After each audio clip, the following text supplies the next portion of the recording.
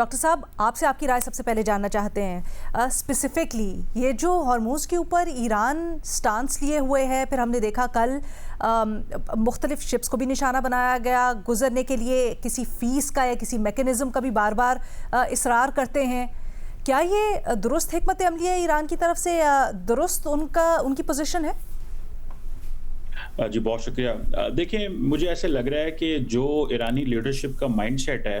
वो तो ये है कि वो चाहते हैं कि जो भी यहाँ पे मूवमेंट होगी, वो ईरान की मर्ज़ी से होगी। और अगर आप ईरान को अपडेट नहीं करेंगे, जो सी लेन्स हम एस्टैब्लिश करते हैं, उनके ऊपर अगर आप नहीं चलते, तो फिर आपको हम एक होस्टाइल जो है वो शिप समझते हैं। ज़ाहिर बात है, इससे मुराद ये है कि ईरान अपने रीजनल एम्बिशंस शो कर रहा है, एग्रेसिव रीजनल एम्बिशंस शो कर रहा है, वो रिस्क लेना चाहता है, वो पावर प्रोजेक्शन करना चाहता है, और इसको ज़ाहिर बात है बाकी खित्ते के ममालिक समझते हैं और अमेरिका ये समझता है कि ये ऐसे मुमकिन नहीं है। दूसरी तरफ अगर आप अमेरिकन पर्सपेक्टिव देखें, जो कि जेडी वैंस ने बातें की वर्जिन स्टॉक में एंड अदरवाइज, वो कहते हैं कि जी हम ईरान को मेन स्ट्रीम करना चाहते हैं, इकोनॉमिकली इंटीग्रेट करना चाहते हैं।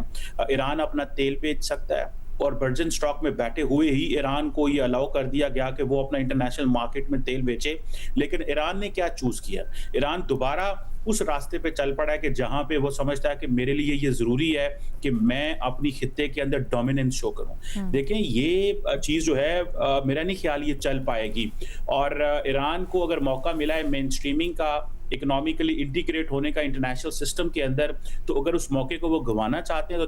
That's their choice. मैं अभी हाल ही में मैं यूरोपियन यूनियन ने मुझे इनवाइट किया था, वहाँ पे गल्फ के ऊपर कॉन्फ्रेंस हुई जहाँ पे तमाम जीसीसी के लोग आए थे और तमाम यूरोप से थिंक टैंक्स के लोग आए थे, और वो सारे परेशान थे। वो जो जीसीसी ममालिक का जो मैं ओवरऑल अगर पर्सपेक्टिव बताऊं, तो वो ये कह रहे थे कि ये जो एमओयू है, ये गुड बाय लेटर है from America to the region. और दूसरी तरफ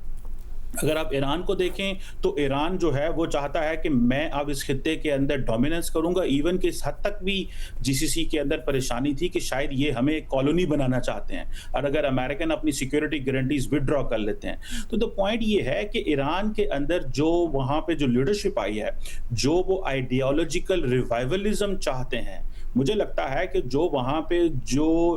अस्करी लीडरशिप है, आईआरजीसी जो है, वो समझते हैं कि नाउ इज़ अ टाइम कि ईरान जो है वो आइडियोलॉजिकली रिवाइव करे, आइडियोलॉजी को एक्सपोर्ट करे, और जो नई लीडरशिप की जो लेजिटिमेसी है, वो इसी अंदाज से आ सकती है कि हम दुनिया को जो है वो बताएं कि ईरान क्या है। दूसरी तरफ अगर आप अमेरिकन पर्सपेक्टिव देखें, तो वो जो इंटीग्रेशन की बात कर रहे थे, that was the best choice कि आप दुनिया को तेल भेजें, आप दुनिया के साथ मिलकर काम करें। अमेरिका भी ये तेल खरीदना चाहेगा, दुनिया बाकी भी खरीदना चाहेगा, सिर्फ चाइना पहले कंसेशनल तेल लेगा। तो अगर ईरान ये समझता है कि क्योंकि मैं ये सी लेन्स ऑफ कम्युनिकेशन बंद करूंगा, सप्लाई चेन बंद करूंगा, महंगाई होगी, और ये इसको डरा के तो मैं अपनी मर्जी की टर्म्स एंड कंडीशन डिक्टेट कर सकता हूं, तो मेरा ख्याल है कि ये कोई इतना लंबा चीजें, मुल्कों को होस्टेज तो नहीं बनाया जा सकता, और ना ही कोई होस्टेज बनेगा। और ऊपर से ट्रंप एडमिनिस्ट्रेशन भी, जारी बात है, वो समझते हैं कि क्योंकि नवंबर में अमेरिका में इलेक्शंस होने हैं, तो ये सारी डील ट्रंप साहब जो है इसलिए कर रहे हैं। तो मेरा ख्याल है कि ये बेसिकली लार्जर मिसट्रस्ट है जो एड्रेस नहीं हो पा रहा। लेकिन अगर ईरान को छूट मिली थी तेल बेचने की, लेकिन कल रात उन्होंने फिर पाबंदी लगा दी है, तो मेरा ख्याल है वो अपने लिए ही मसले पैदा कर रहे हैं, और प्लस ईरान खित्ते के अंदर उसको तमाम ममालिक से रीइंटीग्रेट करना है। जो कुछ हुआ है इस खित्ते के अंदर, मैं समझता हूँ कि वो किसी के लिए बेहतर नहीं है। तो ये एक बड़ी अजीब किस्म की सिचुएशन है कि रीइंटीग्रेशन का मौका मिला, इकोनॉमिक इंटीग्रेशन का मौका मिला, और उसको गवाया जा रहा है, और अपनी डोमिनेंस और अपनी मर्जी से चीजें चलाने की यहाँ पे कोशिश की जा रही है, जो कि एटलीस्ट 60 दिन के लिए तो वो एज पर एमओयू नहीं चला सकते थे। लेकिन मेरा ख्याल है कि ईरान ने सोचा है कि नाउ इज अ टाइम कि हम अपने रीजनल एम्बिशंस भी दिखाएं कि अपनी मर्जी से यहाँ से ट्रैफिक चलवाएंगे, जिसको मेरा ख्याल है अमेरिकन या बाकी नहीं मानेंगे। और आप भी इससे इत्तेफाक नहीं करते एज अ स्ट्रैटेजी। सलीम साफी साहब, आपकी इसके ऊपर क्या राय है? क्या आप समझते हैं कि ईरान इस वक्त हॉर्मूज़ के मामले के ऊपर वो कहता है कि 28 फरवरी के बाद एक हमारा कह लें, हमारे हाथ एक ऐसी आर्टरी लगी है जिसको हम कंट्रोल करके स्ट्रेटेजिकली अपने हक में इस्तेमाल कर सकते हैं, वो अब कंट्रोल फॉरगो करने के लिए तैयार नहीं है। क्या ये दुरुस्त सोच है? देखिए, एक बात तो ऑब्वियस है कि ईरान अगरचे इस जंग में ईरान के 3000 से ज़्यादा लोग मरे हैं और अमरीकी सिर्फ 13 मरे हैं, लेकिन ईरान फ़ातिहाना मूड के साथ डील कर रहा है। मुज़ाकरात में भी और मुल्क बाकी ममालिक के साथ डीलिंग में भी। और अब देखें, जहाँ तक अपना हुर्मुज़ का ताल्लुक है, तो ज़ाहिर-सी बात है, ये तो एमओयू में लिखा गया है और उसमें ये बात वाज़ेह है कि 60 डेज़ तक, जब तक इस मामले से मुताल्लिक़ कोई हतमी फ़ैसला नहीं हो जाता, तो तब तक हर्मुज़ खुला रहेगा। लेकिन उसके बावजूद ईरान का इसरार ये है कि जो भी जहाज़ यहाँ से गुज़रे, वो उनकी मर्ज़ी से गुज़रे और उनको बताकर गुज़रे। और उसके साथ-साथ वो ट्राई कर रहा है, ओमान को अपने साथ ऑन बोर्ड लेने की कोशिश कर रहा है कि वो कोई टोल की बजाय उसको कोई और नाम दे देंगे, लेकिन वो आयद करना चाहते हैं। और वो ज़ाहिर-सी बात है कि जीसीसी कंट्रीज़ को किसी सूरत भी अपना हुर्मुज़ पे किसी भी किस्म की कदगन वो उनके लिए काबिल कबूल नहीं है। तो आलमी मामलात को में डीलिंग के दौरान आपको सिर्फ़ अपने मफ़ादात को नहीं देखना पड़ता, बल्कि बाकी ममालिक के कंसर्न्स को भी आपको मद्देनज़र रखना पड़ता है। और अगर ईरान इस मामले में बाकी दुनिया के कंसर्न्स को मद्देनज़र रखे, तो मेरे ख़्याल में ये सिर्फ़ जीसीसी के कंट्रीज़ नहीं, बल्कि पूरा यूरोप और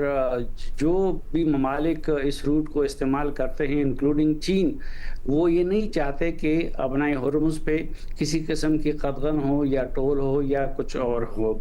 दूसरा, जो मुज़ाकरात के ज़िमन में भी आप देखें, तो अमेरिका की तरफ से गर्मजोशी नज़र आती है, लेकिन ईरान बिल्कुल उनका अपना एक स्टाइल भी है और मुल्क के अंदर चूँकि ताकत के कई मराकज़ भी है, उस पे इत्तेफ़ाक लाना पड़ता है, तो उनकी तरफ से वो उजलत नज़र नहीं आती, वो बहुत स्लो आगे बढ़ रहे हैं। लेकिन डोनाल्ड ट्रंप भी उसने जो बयान दिया है, मेरा नहीं ख़्याल कि इससे मामला मुनक़ते हो जाएगा मुज़ाकरात का और नेगोशिएशंस का, क्योंकि एक तो बयानात होते हैं, तो डोनाल्ड ट्रंप के बयानात की कोई क्रेडिबिलिटी नहीं है। वो सुबह कुछ कहते हैं, शाम को कुछ कहते हैं। हाँ, अगर अमरीकी इस हवाले से तहरीरी तौर पर भी आगाह करें और पाकिस्तान और ईरान को, और वो अमली इक़दामात भी उस तरह उठा लें कि जिसकी वजह से मुज़ाकरात का सिलसिला ख़त्म हो जाए और हम खुदा न ख़ास्ता दोबारा जंग की तरफ चले जाएँ, तो फिर तो डोनाल्ड ट्रंप के इन बयानात को तशवीशनाक करार दिया जा सकता है। लेकिन सरेदस्त तो मुझे ये सिर्फ़ बयान नज़र आता है, और वो ज़िमनी बयान था, क्योंकि नेटो के इजलास में आप देखें, नेटो के बारे में वो क्या कुछ नहीं कहते। और आज तुर्की में बैठ के भी नेटो के इजलास के लिए आए हुए हैं और उधर भी कह रहे हैं कि नेटो ने मेरी मदद नहीं की और हम नेटो पे खर्च कर रहे हैं, लेकिन नेटो जवाब में हमें कुछ नहीं दे रहा है, नेटो हमारी ज़रूरत नहीं है, हम नेटो की ज़रूरत है। तो इस तरह के बयानात, तो वो नेटो को तनकीद का निशाना भी बना रहे हैं और उसके साथ-साथ नेटो के साथ चल भी रहे हैं। तो मेरे ख़्याल में ये भी इसी तरह होगा कि उन्होंने एक तनकीद तो कर ली कि मुज़ाकरात को और एमओयू को ख़त्म समझे, लेकिन अमलन मुझे नहीं लगता कि अभी अमरीकी पूरी इस्टेब्लिशमेंट ने ये फ़ैसला किया है कि एमओयू को ख़त्म कर लें और मुज़ाकरात का सिलसिला भी इख्तिताम को पहुँचे। लेकिन साफ़ी साहब, यहाँ पर अब एक और सूरत हाल बन गई है ना, जब ये सारा मुआहिदा और इसके बाद अब जिस तरह से ईरान ने भी रद्द अमल दिया है और मशरिक़ वस्ता के दीगर ममालिक के ऊपर, अरब ममालिक के ऊपर उस रद्द अमल का इजहार किया है, तो कहीं ये तो खदशा नहीं बढ़ गया कि अमेरिका बराह रास्त नहीं, बल्कि कहीं ना कहीं ये जो अरब ममालिक हैं, खलीजी ममालिक हैं, अब ये गम और गुस्से का शदीद इजहार कर सकते हैं, ये अपने आप को वनरेबल महसूस कर रहे हैं और उसके शदीद तौर पर इजहार भी कर सकते हैं, अस्करी तौर पर इजहार भी कर सकते हैं? नहीं, उनकी तशवीश बहुत ज़्यादा है गल्फ़ स्टेट्स की। एक तो अभी तक जो कुछ हुआ है और उसमें ईरान का ये जो फ़ातिहाना मूड है, ये तशवीश भी है, अपना हुर्मुज़ की तशवीश भी है। उनको ईरान की प्रॉक्सी से मुतालिक भी ठीक है। अरब ममालिक में तशवीश है, हूसीज़ है और बाकी इस तरह के उनके जो प्रॉक्सीज़ हैं और ये भी उनको डर है कि अगर अमेरिका की सिक्योरिटी का अम्ब्रेला ना रहे तो उस सूरत में ईरान मुस्तकबिल में जाके उनको अपनी कॉलोनी बनाने की भी कोशिश कर कोशिश सकता ना करे है, अभी इसके ऊपर क्योंकि सलीम साफ़ी साहब, अरब और ईरान जी साफ़ी साहब, मेरा ख्याल है ये इसके मैं ऊपर मुकम्मल कर ऑफ कोर्स ईरान की सर, जो दुश्मनी है ये बहुत गहरी है। ये अमेरिका और ईरान की दुश्मनी से इसकी तारीख लंबी है। तो उनकी तशवीश अपनी जगह पे है और अब उनको